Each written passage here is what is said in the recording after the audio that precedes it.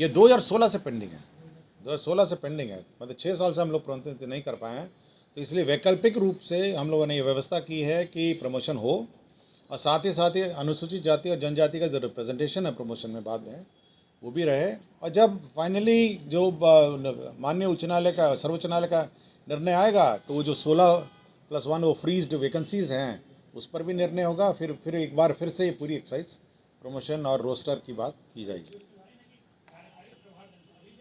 कार्यकारी प्रभारी लेकिन रेगुलर है ये, मतलब अब रेगुलर वेतन है। मतलब अगर उसको प्रभार आप देते हैं सहायक अभियंता से असिस्टेंट इंजीनियर का, तो असिस्टेंट इंजीनियर का उसको वेतन देना पड़ेगा। तो असिस्टेंट इंजीनियर साहब एग्जीक्यूटिव इंजीनियर का जो प्रभार देते थे पहले, आप अपने वेतनमान में देते थे, अब उच्चतम वेतनमान में आप देंगे। मतलब वो क्योंकि मान्य अभी मामला अभी भी मतलब न्यायालय में विचाराधीन है ना, इसलिए कार्यकारी है।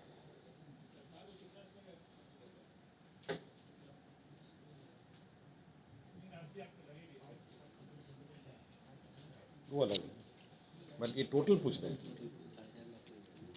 टोटल कर्मचारियों की संख्या पूछ रहे हैं। तो इसमें यही है कि भविष्य में नियमित प्रोन्नति अगर माननीय उच्च न्यायालय, माननीय सर्वोच्च न्यायालय का अन्यथा ऑर्डर होगा, तो सभी लोग अपने अपने जो प्रोन्नति पाए हैं वो अपने अपने पद पे वापस चले जाएंगे। और किंतु जो वेतन इस बीच में उन्होंने लिया होगा या सुविधा ली होगी, वो उनसे वसूलनीय नहीं होगी।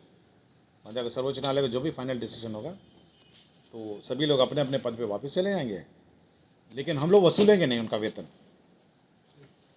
क्लियर हो गया सब ये।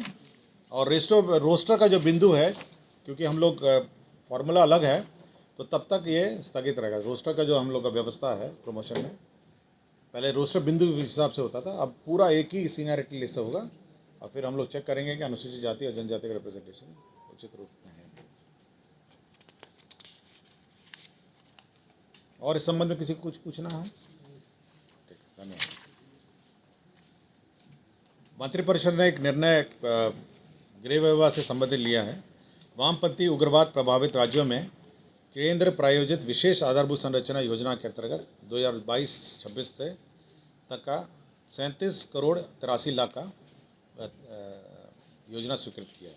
37 करोड़ 83 लाख का ये 22 से 26 का है। ये इंफ्रास्ट्रक्चर का, उग्रवादी क्षेत्रों में इंफ्रास्ट्रक्चर का योजना है। बिहार पंचायत सेवा नियमावली 2010 में संशोधन किया गया है, और इनकी जो सेवा नियमावली में अब 4 स्तर के होंगे। मूल कोटि होगा प्रखंड पंचायती राज पदाधिकारी का। प्रथम प्रोन्नति स्तर होगा व्याख्याता, मुखिया, सरपंच प्रशिक्षण संस्था और जिला पंचायती राज प्रशिक्षण संस्था। तो प्रशिक्षण संस्था के जो व्याख्याता और जो प्रशिक्षण संस्था के ये होंगे, इंचार्ज होंगे, वो प्रथम प्रोन्नति का होगा। द्वितीय प्रोन्नति स्तर होगा अपर जिला पंचायती राज पदाधिकारी और अपर मुख्य कार्यपालक पदाधिकारी जिला परिषद। और तृतीय प्रोन्नति स्तर होगा जिला पंचायती राज पदाधिकारी सह प्राचार्य, सहायक निदेशक, मुखिया सरपंच प्रशिक्षण संस्था, जिला पंचायती राज प्रशिक्षण संस्था, राज्य स्तरीय प्रशिक्षण एवं शोध संस्था। तो 4 स्तर का है। तो 4 स्तर का पुनर्गठन किया गया है। हम आपको दे देंगे 4 स्तर का, मैडम 4 स्तर का आपको दे देंगे, आप बांट दीजिएगा। तीसरा है जो राष्ट्रीय सुरक्षा के दृष्टिकोण से जो प्रोक्यूरमेंट की व्यवस्था है, GFR 2017 के नियम 144(11) में संशोधन किया है।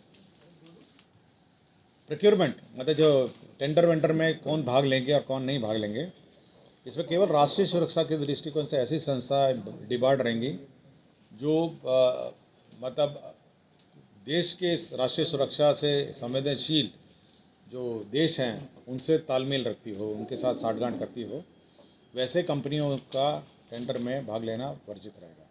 मतलब जैसे मैं कोई कंपनी भाग लेती है, अगर उस कंपनी का कोई अग्रीमेंट या डीलिंग या कुछ अरेंजमेंट किसी अन्य ऐसा देश से हो जो राष्ट्रीय सुरक्षा के दृष्टिकोण से उचित ना हो, वैसे कंपनियां भाग नहीं ले सकेंगी। अभी कौन सा कंट्री नहीं है मुझे नहीं पता, लेकिन राष्ट्रीय सुरक्षा से के दृष्टिकोण से ऐसे कंपनियां, ऐसे देश से जो तालमेल रखते हों, वो रूल चेंज है, कोई कंट्री का नाम उसमें उल्लेखित नहीं है।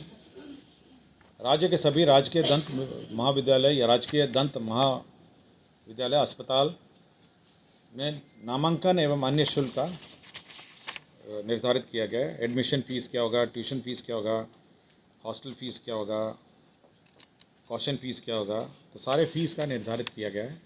जैसे मेडिकल कॉलेजेस में हुआ है उसी प्रकार डेंटल कॉलेज में भी फ़ीस समान अनुपात में निर्धारित किया गया है।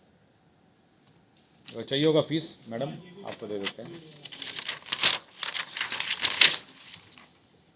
इंदिरा गांधी आयुर्विज्ञान संस्था पटना में 149 पदों का सृजन किया गया IGIMS में। खरीफ विपणन मौसम में हर साल बैंक गारंटी ली जाती है और जो कोऑपरेटिव बैंक और अन्य सहकारी संस्थाओं को लोन दिया जाता है प्रोक्योरमेंट के लिए, तो 8,000 करोड़ का लोन दिया जा रहा है जिसमें सरकार गारंटी दे रही है। अंबिका प्रसाद गुप्ता है अपर जिला एवं सत्र न्यायाधीश दरभंगा, तो बर्खास्त हैं।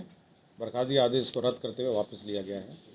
ये बर्खास्त हुए थे 3/9/2015 को, उनका बर्खास्तगी आदेश वापस लिया गया। तो यही 8 एजेंडा हैं जिस पर आज निर्णय लिया गया। धन्यवाद।